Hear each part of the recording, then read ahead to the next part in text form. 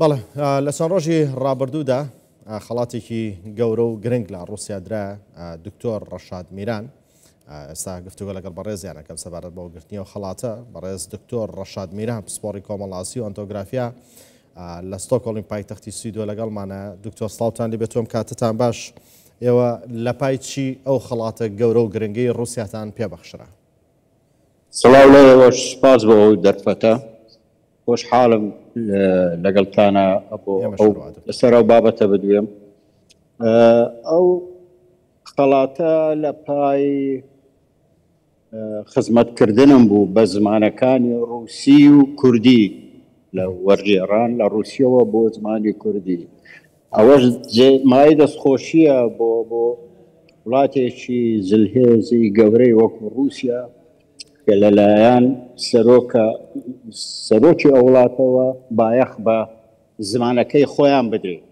هەر کەسێ خزمەتی زمانی ئەوان بکە دیارە ئەوان مەبەستیانە کە ڕێزلێنان و هەڵسەنگاندنی بەرزی بۆ بکەن، کە ئەوەش من خۆشبەختانە یەکێک بووم لەوانەی کارم لەسەر ئەوە کردووە. چەند کتێبێکم تەرجەمە کردوون، بەحث و لێکۆڵینەوە و وتارم تەرجەمە کردوون بۆ زمانی کوردی. ئەمان ئەویان لەبەر چاو بووە و نەک هەر من، چەند کەسانی تریش نزیکەی 20 کەسێک ئەبوون لە وڵاتانی جۆراوجۆر بانگەش کرابوون و خەڵاتیان پێبەخشە، خەڵاتی پوشکن. خەڵاتی پوشکن پێما بێ ئێوە وەکو کورد یەکەم کەسن کام خەڵاتە وەرەگرن؟ وەکو بزانم کوردی دەرەوەی ڕووسیا بەڵێ، بەس وابزانم زۆریش دڵنیانیم کوردەکانی یەکێتی سۆڤێت کاتی خۆی هەروەها ناو ڕووسیاش ئێستا ڕەنگە دڵنیانیم، بەڵام ڕەنگە جۆرەها خەڵاتیان وەرگرت بێ، ئەنجا کولتوری بێ، سیاسی بێ، جەنگی بێ، کورد بەشدار بووە لە ژیانی گشتی ڕووسیا. بەڵێ دکتۆر، چەند جێگەی خۆشحاڵی بوو بۆ ئێوە کە لە پای خزمەتی کرددا خەڵاتێکی ئاوا گەورە و گرانتان لەلایەن سەرۆکی دەوڵەتێکی ئاوا گەورە و بەهێزەوە پێبەخشرا؟ جارێ هەموو نووسەرێک، هەموو توێژەرێک خەون بەوە ئەبێنێ کە کارەکانی بەرز هەڵبسەنجێندرێن، مای سەرنج و سوود بەخش بن بۆ خوێنەر بەگشتی. چ جای ئەوەی سەرۆکی وڵاتێکی گەورە ئەم نرخاندنە بکات. ئەمە من زۆر خۆم بە خۆشحاڵ دەبینم و وەکو بڵێ من بەری ڕەنجی خۆمم بینیەوە کە ئەوە مایەی ئەو پەڕی خۆشی و سەرکەوتنە بەڕاستی. بەڵێ دکتۆر، بێگومان ئێوە ناوی کورتتان بەرزتر و جوانتر و درۆشاوەتر کرد بە وەرگرتنی ئەم خەڵاتەتان لە ڕووسیا. چۆن بۆ بیرتان لەوە کردەوە لەو شوێنە گەورە و گرنگەیە بە زمانی کوردیش قسە بکەن؟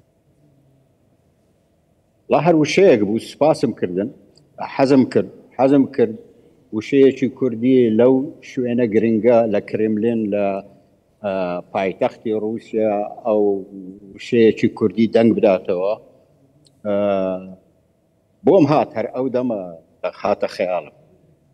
بەڵێ لە پەیوەندیت و بینینی ڤڵادمیر پۆتن سەرۆکی ڕووسیا هیچ قسەیەکت لەگەڵ کرد؟ هیچت پێوت؟ هیچ گفتوگۆیەکی تایبەتان کرد بەیەکەوە لە کاتی وێنەگرتنە؟ بەڵێ، بەڵام زۆر بە کورتی، چونکە خەڵک زۆر بوون لە دەورەی و مەجالیش هەر ئەوەندە هەبوو. داوای وێنەگرتنم کرد، خۆم و کچەکەم لەگەڵ بوو، بە خۆشحاڵیەوە لەگەڵم هاتوو. هەر لەوێش گوتم بە هیواخوازم ڕۆژێک لە کوردستان پێشوازی بکەین. ئەویش بە خۆشحاڵی گوتی، بە خۆشحاڵیەوە بۆچنا. ئیتر هەر ئەوەندە مەجال هەبوو بەڕاستی قسە بکەین. بەڵێ کاتێ بە کوردی ئەو سوپاسەت کرد، کاردانەوەی ئەوان چی بوو؟ وەڵا ئەو ناکەم سەرنجێکی زۆریان دابێت، چونکە زۆربەی ئەوانە کوردی نازانن، کە هەمویان کوردی نازانن. بەڵام هەر خۆی ڤڵادیمیر پوتین بڕک سەری خۆی هەژاند ئەو لەحزەیە، ئەو کاتە دیار بوو پێی سیر بوو ئەو قسەم کرد. ئیتر دوایەوەش کەس نەیپرسی ئەوە چی وت. بەڵێ دکتۆر وەکو تۆ چۆن باسی کردوتت جێگەی خۆشحاڵیە بۆ نووسەر بۆ لێکۆڵەر هەمووانەی لە مەجای نووسی ناکارەکەن لێکۆڵینەوەکەن بەری ڕەنجی خۆیان ببینەوە یاخود پیان بدرێتەوە زۆربەی کاتە بینین هەندێک جار لە کوردستان ئەم گلێوگازندە لە ناو نووسەران و لێکۆڵەران هەیە کە دەڵێن وەکو پێویست ڕێز لە بەرهەمەکانمان ناگیرێت چی بکەین بۆ ئەوەی بتوانین ئێمەش وەکو چۆن ڕووسیا ڕێزی لە تۆ گرتووە کاتێک تۆ خەڵکی وڵاتەشنی تەنها لە پێناو ئەوەی خزمەتی کللتور و زمانی وڵاتت کردووە خەڵاتێکی گەوریان پێبەخشی ئێمە چی بکەین بۆ نووسەرانی خۆمان بەتایبەت بۆ کەسێکی وەکو بەڕێستان کە خەڵاتێکیەوە گەورەتان وەرگرتووە وڵا ئەوە ئەمێنێتەوە سەر کولتوری سیاسی وڵاتی ئێمە کولتوری سیاسی ئێمە لە چه خاڵێکە لە چه بەندێکە بایەخ شوێنی بایەخ ئەدۆزێتەوە بۆ نووسین و تۆژینەوە و زانست بەگشتی کولتوری سیاسی ئێمە بەداخەوە هەست ناکرێت کە ئەو خاڵی تایە واتە ڕێزگرتن لە بەرهەمی زانستی و ئەدەبی و هونەری ئەوەش لە کاتێکدا ئەمانن کە وڵات پێش ئەخەن ئەوانن کە کۆمەلگا بەرەو پێشەوە ئەبن ئەوە کەم و کوڕیەکی گەورەیە بەڕاستی ئەگەر لە ناو ئێمە نەبێ بەڵێ دکتۆر بە شێوەیەکی گشتی بۆ چوونی دەسەڵاتدارانی ڕووسیا و پوتن و گەلی ڕووسی بەگشتی لەسەر کورد و پەیوەندی لەگەڵ کورد چییە و چۆنە وەکو دەزانین رووسیا قونسڵخانەی گشتی هەیە لە هەولێر ئەویش واتە پەیوەندی لەگەڵ هەرێمی کوردستان و تا قونسڵیش کە ناوی مەکسیم ڕوبینە زۆر جار ئەیبینم من پەیوەندیم لەگەڵی هەیە و زۆر ئەرێنیانە باسی ڕەوشی کوردستان دەکا و باسی پەیوەندیەکانی رووسیا و کورد دەکات هەروەها لە رووسیا لە مۆسکۆ ئەو سەفەرە من قسەم لەگەڵ کلیمۆف کرد کلیمۆف کە سیناتۆرێکی رووسیە و لە هەمان کات جێگری سەرۆکی سیناتەکەیە کە ئەوەش سەر بە حیزبی ڤلادیمیر پوتینە حیزبی یەکێتی نەتەوەیی جا قسەم لەگەڵ کرد بێگومان وەکو کە ڕووس مەشهورن بە دیبلۆماسیەت زۆر دیبلۆماسیانە وەڵامی دامەوە کە تێگەیاندەم کە ئەمان محکومن بە حدودی سیاسی دەوڵەتان بەڵام وەکو میلەت ئێمە هەمیشە میلەتمان پەیوەندیمان لەگەڵ میلەتی کووردا هەبووە لە هەموو بوارەکانە لە بواری کولتوری حتا لە سیاسیش پەیوەندی لەگەڵ حیزبەکانە هەموو ئەوەی ڕوون کردەوە بەڵام گوتی بەداخەوە زۆر بەداخەوە کە سنوورەکان زۆر شت ناهێڵن سنووری سیاسی مەقسەدی سنووری وڵاتە بەڵێ دکتۆرەوە لە گوتارەکەتانە باسان لەوە کردووە کە دەتانەوێت هێشتا پەرتوک و نووسینی زیاتری ڕووسیتان بەدەست بگات بۆی وەری بگەڕنە سەر زمانی کوردی کە دەربارەی کللتوری کوردی و کوردن ئەو نووسین و بابەتانی کە لە ڕووسیادا هەن لە ڕابردووە تا ئێستا دەربارەی کورد زۆرن بەڵێ زۆرن دەرەچن بەردەوام دەردەچن ساڵانە ڕەنگە وەرە و ئێستا من کە لیانەوە دوورم بەڵام دڵنیام کە ساڵانە بەرهەم دەردەچن بە تایبەتیش لە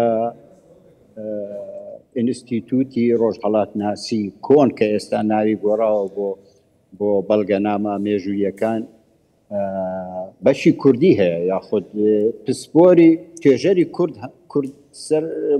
کوردی هەند کە ڕووسن بەڵام لەسەر کورد دەنووسن بەرهەمیان هەیە ئەمە لە گۆبارەکان بڵاو ئەکرێنەوە هەروەها بە کتێبیش کە هیوادارم لەسەر داوای من ئەمانەمان پێ بگا و دڵنیام کە قونسولی ڕووسیش لە هەولێر هاوکارمان دەبێ هەروەکو خۆی سۆزی پێمان داوە بەڵێ دکتۆر ئێوە خۆتان پلانتان چییە لە داهاتووە چی بکەن چی وەربژێڕنە سەر زمانی کوردی پلانێکتان هەیە دیاریکراو بێت یاخود جارە بڕیارتان لێ نەداوە وڵات بزانین چیمان بەدەست ئەگات بەڕاستی بەڵێنیان پێداون کە بیگەنن بەدەستان بەڵێن بە قسە نا بەڵام ڕەنگە ڕەچاو بکەن ئەو داخوازی ئێمە ئەگەر کتێبی شایستە آخر خۆ منیش هەموو کتێبێک تەرجەمە ناکەم ئەو کتێبەی کە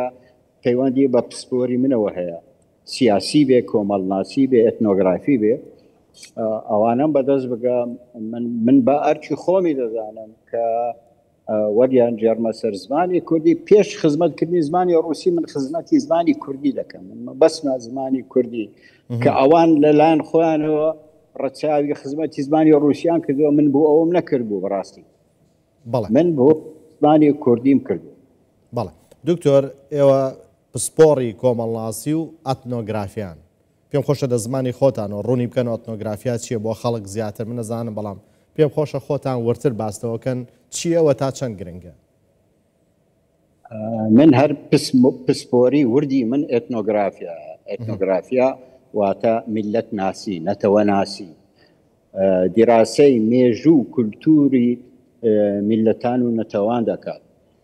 بۆ نمونە ڕۆژهەڵاتی ناوەڕاست چەند نەتەوە و میلەتیانتیان کە ئەوانە هەریەکەیان تایبەتمەندی خۆیانیان هەیە کولتوریان جیاوازە لە هەمان کاتیشدا نزیکایەتی و پەیوەندیان لە بەیندا هەیە کە ئەوە هەندێک دیاردەی سەرنجڕاکێش دروستەکە بەڕاستی کە شایانی دیراسە و لێکۆڵینەوە جا ئەوە پسپۆری منەوەتە نەتەوە ناسی. بەڵێ بەڕێز دکتۆر ڕەشاد میران پسپۆری کۆمەڵناسی و ئەتنۆگرافیا لە ستۆکهۆڵمی پایتەختی سویدۆ لەگەڵماندا بووی زۆر خۆشحاڵ بووم بەم دیدارە لەگەڵ ئێوەی بەڕێز دکتۆر بە هیوای خەڵاتی زیاتر سەرکەوتنی زیاتر و خزمەتی زیاتر. سپاس بۆ ئێوەش هەر بژی.